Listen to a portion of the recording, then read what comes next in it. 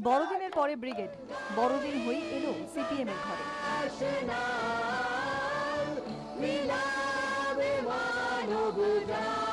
অনেকবার ব্রিগেডে এসলাম, অনেকবার জামায়াতকে দেখলাম, কিন্তু এবার যেরকম জোশ আমি দেখতে পাচ্ছি, এবার যেরকম জনগণকে আমি দেখতে পাচ্ছি, এত ঘটনায় সব কিছু ভার করে এখানে এসলেন, এটাই হচ্ছে আমাদের একটা সমাধান।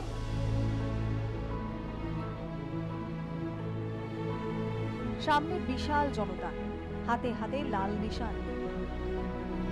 মঞ্চ থেকে যত দূর চোখ যায় শুধুই মাথা আর মাথা। বিধানসভা ভোটের আগে ঠিক এমন ব্রিগেডই তো চেয়েছিলেন সিপিএম নেতৃত্ব। ঠাসা ব্রিগেডে উজ্জীবিত জনতার ভিড় কাটিয়ে দিল নেতৃত্ব। এই মিটিং থেকে আমাদের প্রথম আওয়াজ, বিজেপি হটাও, দেশ বাঁচাও। আমি বলবো বিজেপি হটাও, আপনারা বলবেন দেশ বাঁচাও। বিজেপি হটাও। আমাদের রাজ্যের অবস্থা ভয়ঙ্কর, একটা সর্বনাশের কিনারায় গিয়ে দাঁড় করিয়েছে এই সরকার এই রাজ্যকে।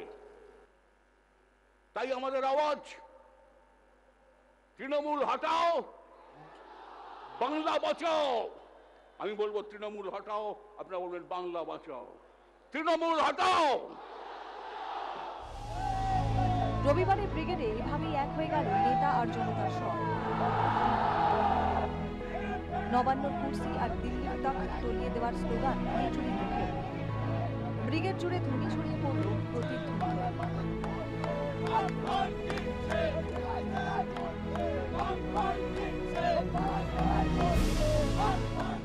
আপনাকে জিজ্ঞেস করছে একটাই কথা, কি তৃণমূলকে সরিয়ে বেঙ্গল বাঁচাবে কি না?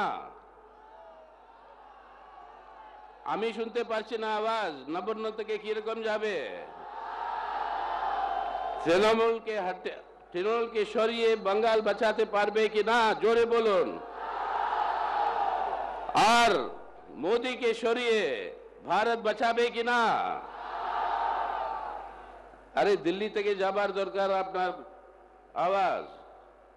মোদীকে সরিয়ে ভারত বাঁচাবে কি না, জোরে বলুন, দিল্লি থেকে যাবে।